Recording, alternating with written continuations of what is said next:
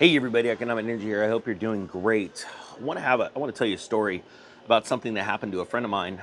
You've seen probably his channel, Chris Taylor from Financial Prepper, and it has to do with a video that I just did. I released a video about a friend of mine that attempted to get money out of the bank, and he is used to getting cash out of the bank. And for literally the last 10 years, he likes to pull money out of the bank to conduct his business, not business in cash, but just, his normal everyday spending. He does it in cash. That's what he likes to do. He's very aware of how hard it is to get cash out of the bank, but he never had a hard problem like he did last week when the bank said their new stance on how to pull out cash is you are limited to $5,000 every 2 weeks. He was shocked. He knows what a SARS report is. He knows that if he takes out $10,000 or more, that they're going to file a report with the IRS. He knows all these things, but this was an absolute shock. And then he went to multiple banks to try and get out the $5,000. Actually, he had to go to 2 banks to get the $5,000. This is a large bank. It was actually Mechanics Bank. That was the bank that he was using. So this comes on, I do this video, it does very well. A lot of people start putting in their comments of how they're having hard times getting money out of the bank. And Chris Taylor does a video about it, and he talks about me, and he goes, hey, the Economic Ninja just did this story, and his wife had done a video with him, and she said, this may be a California thing because we live in Louisiana, and we have never had an issue every time we need money. And it's funny because I hear that all the time from people. I heard it from someone the other day, another YouTuber, and he says, I've never had a problem. I said, well, have you ever tried to pull $10,000 out of the bank? When was the last time you pulled 10 grand out of the bank? He goes, oh man, I don't remember when. And I said, go down there tomorrow and go do it, and then give me a call. I can guarantee you you're gonna have problems. He goes, really? And I'm like, go and do it. It'll be a great video. People need to know what's going on. Because the honest truth, not very many people have $10,000 in the bank to pull out in the first place. And he agreed with that, and statistically, that is the truth. Maybe you've got lots of money in the bank, but you are an anomaly. That is the truth. Most people are so burdened with debt, they don't have that much in the bank. As a matter of fact, I think the last time I checked, the national savings average was around $500. The only reason it jumped up in 2020 was because the government gave people money, and it went in their bank account for a little bit. It was like the highest savings rate, I think, in the last 3-4 decades. Point being is people don't have that kind of money, so they can't relate. Well, Chris and Stacy are doing this video. They're doing a great video, and they say, well, it's probably just a California thing because we've never had this problem until the next week. And you couldn't time this any more perfect. They went down, and they needed to pull out some money to buy something, and they tried to, what was it? I want to make sure I get this right, because he was just telling me the other day. He pulled out $5,000, and they asked to pull out $5,000, and he was told they literally do not have that much cash at all in the bank. They said, if we had it, we'd give it to you, but we don't have the cash.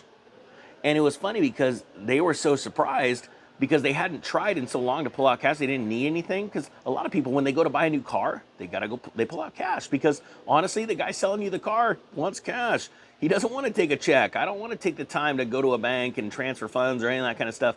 I want to know that the money is in my hand right now because, yeah, there's a lot of fraud out there. So they went and they couldn't physically pull out $5,000 because the bank didn't have it.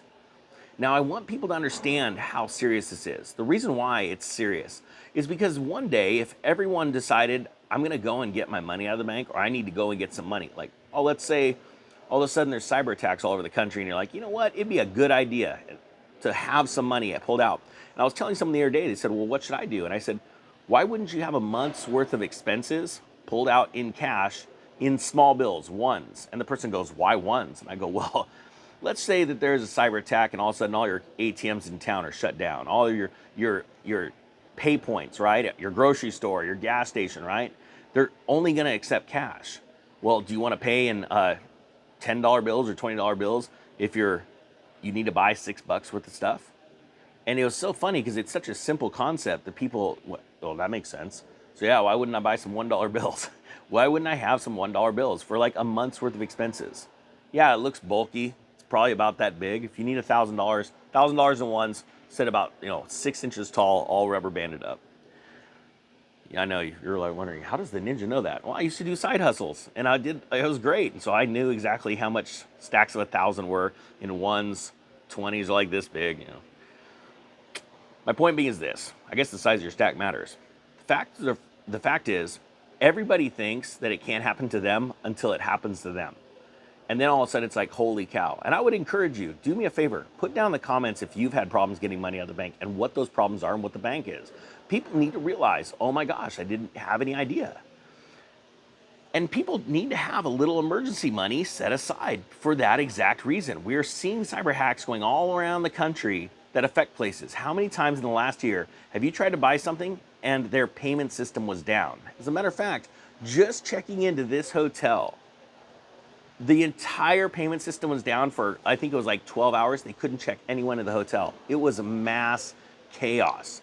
People were angry and frustrated just to get in their hotel room. And it was because they're used to just walking up to the hotel and going, I want to check in. Check-in time starts at 4. They say, no problem. Here's your keys. Have a nice day. But because of that little disruption, oh, sorry, we might not be able to get you until 6 o'clock tonight because we're trying to hand do all of these check-ins. It was absolute chaos because people's lives were disrupted by just a little. So how about you pull a little bit of cash out, have it aside for an emergency, go and store it away safely where, it can't be destroyed by fire, right? It's not like it's gold or silver coins that, just melt in a fire and all of a sudden you still got your value there. Because paper does burn, you got to do it safely. But have something on the side, have a little bit of money on the side just in case. And if nothing happens, great. You're prepared. If something happens, really great. You're prepared. All right, guys, I hope you got something out of this. Chris and Stacy keep crushing it. They're doing a great channel, great work on their channel, Financial Prepper, if you want to go check them out. Hope you guys have a great day. With that being said, the Economic Ninja is out.